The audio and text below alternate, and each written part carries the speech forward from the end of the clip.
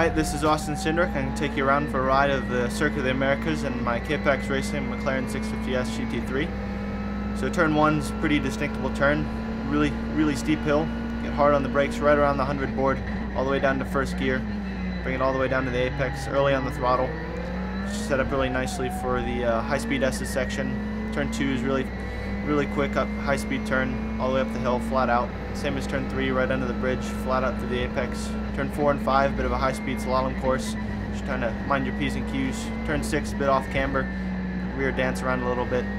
Turn 7, you got to set up right around the middle of the road, float a ton of speed in, go all the way up the hill for turn 8 and turn 9. Very crucial to carry a ton of speed through the corners here. Get you set up all the way down the straightaway for turn 11.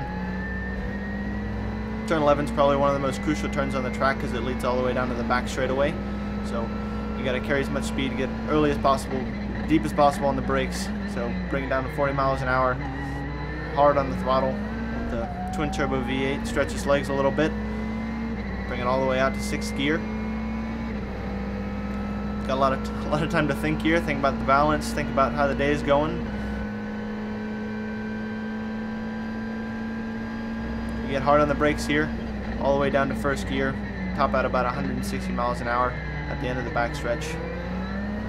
Hustle back over to the left here for turn 13. This is a bit of a tricky complex because you're always got throttle in the car as well as steering, so you're always fighting grip. Turn 15 is a nice double apex corner. Try and get much exit speed as possible because the carousel is probably one of the most important turns on the track because it's so high speed and so long. You can really lose or gain a lot of time here. You always have understeer here because it's such a long corner.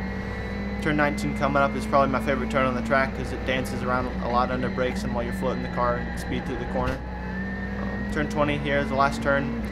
Hard on the brakes, trying to use as much exit as possible. It's a good representation of when the turbo lag kicks in right here. Just kicking out the rear end just a little bit, trying to float as much speed on throttle as possible. But should be pretty busy doing that for about an hour in the first Pirelli World Challenge race of the season. So looking forward to it and hope you enjoyed it.